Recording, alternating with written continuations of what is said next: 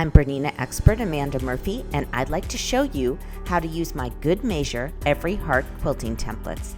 They make a variety of designs and they come in two sets. Set 1 has 2.5, 3.5, and 4.5 inch designs, and set 2 makes 3 inch, 4 inch, and 5 inch designs. Let's begin by quilting a single heart.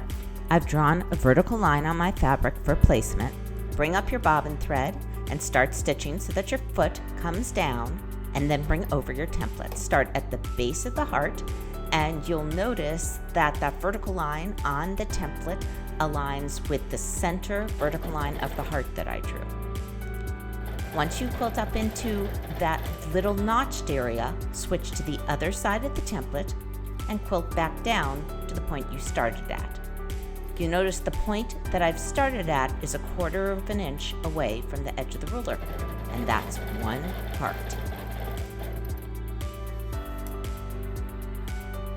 Next, let's quilt a heart within a heart. So this time I've turned the motif upside down so you can see a little better, and we'll start at the base of the heart, aligning that vertical line, and we'll quilt the first side of the outside heart.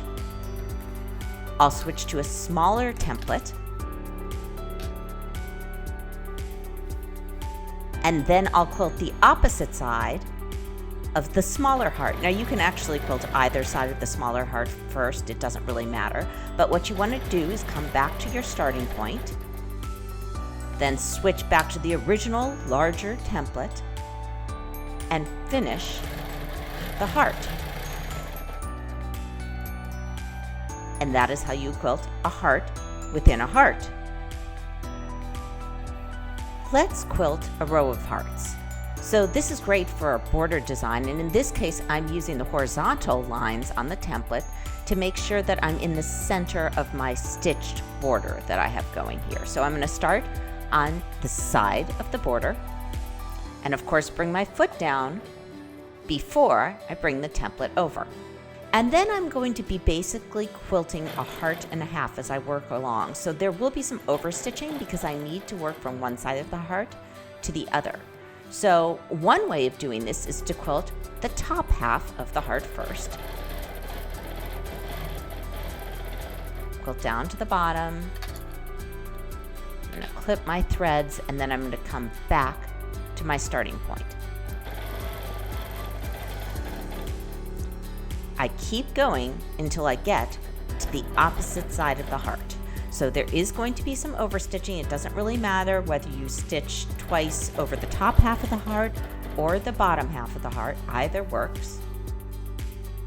And you'll notice the black lines on the template line up over my previously stitched lines. So I'm going to quilt down this time. One half of the heart and then the other half.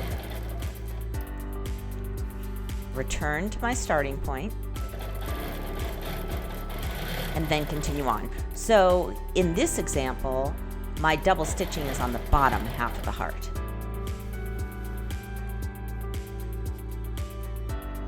Again, I'm using the horizontal lines on the template to make sure that I'm in the center of my border. And basically I'm quilting a heart and a half. So then in this example I have a 1/4 inch margin at the top and the bottom of the stitched heart. That's not always the case. Sometimes you might have a 1/2 inch margin, sometimes you might have a 3/4 inch margin. It just depends on the size of your border and the size of the template you're using.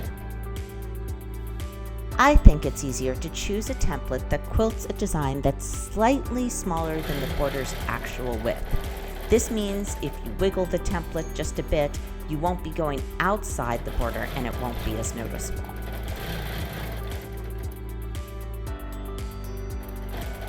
And you end up with a beautiful row of hearts.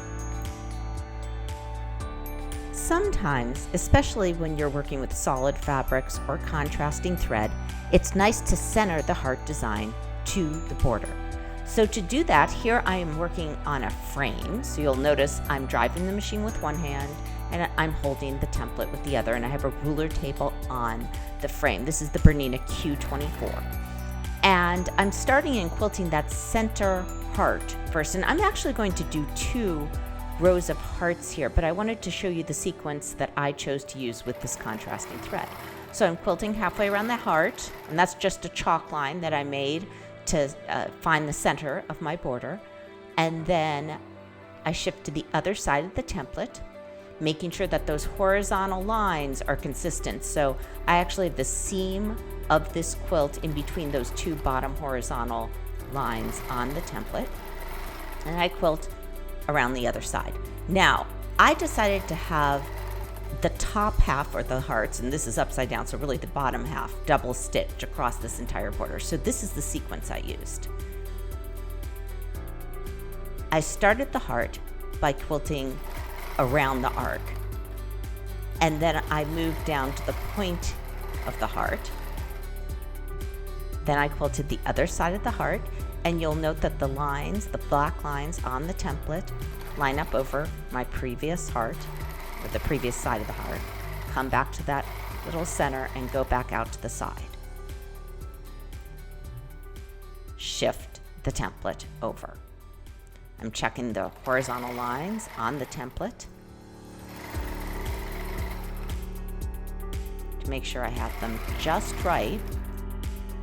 You'll note as I shift the template over, I'm making sure that I'm going to end up where I need to at that point, but I'm also changing my hand position on the template as I sew, so I get a really firm grip. Especially with larger templates, you want to be holding the template on the table itself.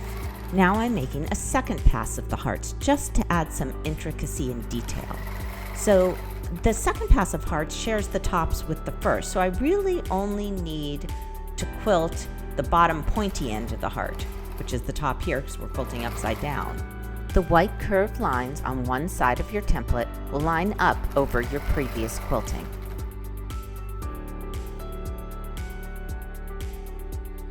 This was a really wide border, so to fill the space, I quilted a mirror image of the row of hearts at the top of the border as well. And to make my alignment better, I chalked a line up the center of every heart so I could keep it consistent on the top of the border.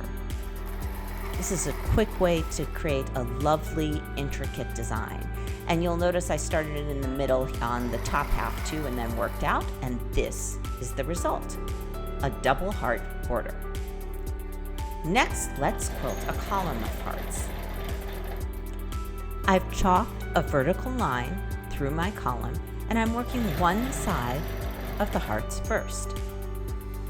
Some of the black curved lines on the template will line up over your previous stitching.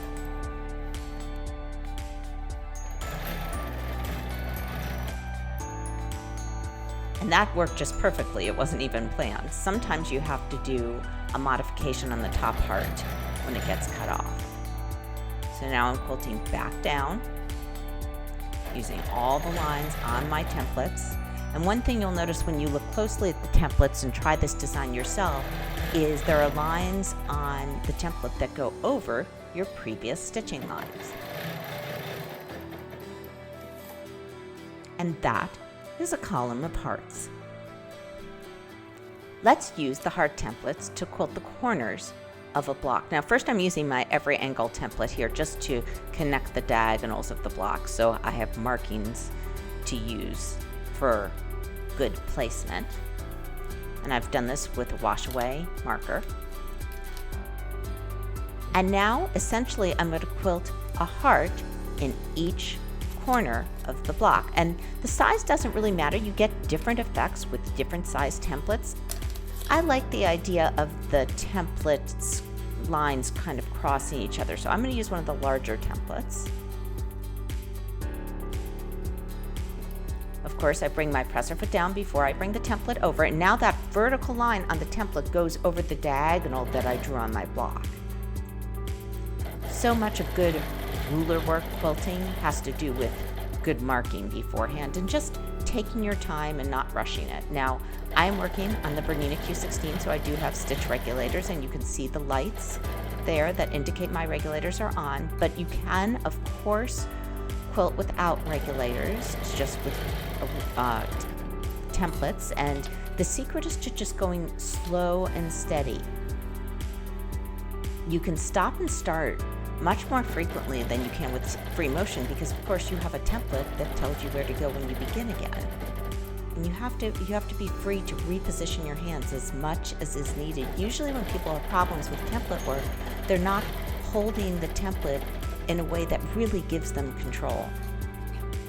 Now I'm switching here to the every angle template to quilt down the side of my block, but you could of course use the side of the every heart template as well.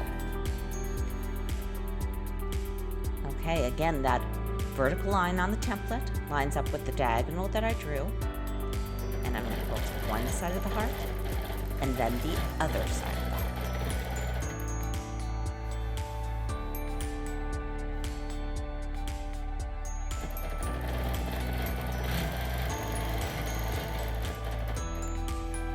And I think we have one more heart to finish our design, and you can see here how different size hearts would create different designs.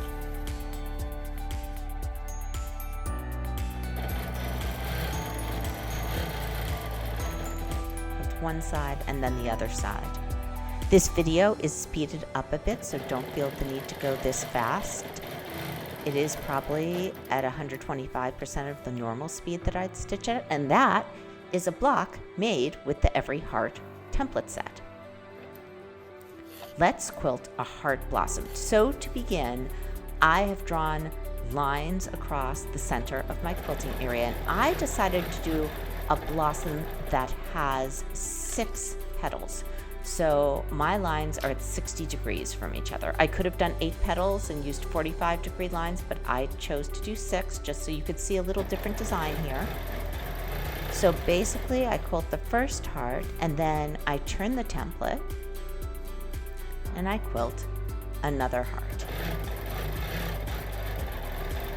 And of course, I'm making sure that those vertical lines on my template line up right over the drawn lines that I made earlier when I was preparing my fabric. I tried to make those lines as light as possible.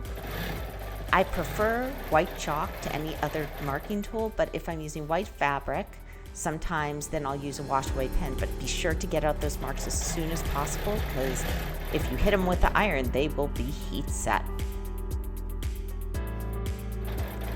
Here, I decided you couldn't see the white enough on camera, so I used the blue water-soluble marker. I'm almost done. I think I need 2 more hearts. Sometimes I like to do hearts opposite each other first, just to control the fabric and get some quilting everywhere.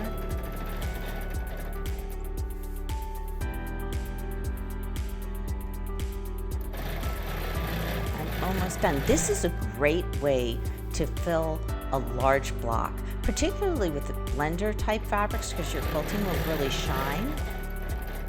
If you're feeling really bold, you can use contrasting thread or thicker thread. It all looks great. So I'm securing my stitches and clipping those threads, and that is a heart blossom. There are so many ways to use these 2 sets of templates. I can't wait to see what you all make. I hope you've enjoyed learning several ways to use my Good Measure Every Heart quilting templates.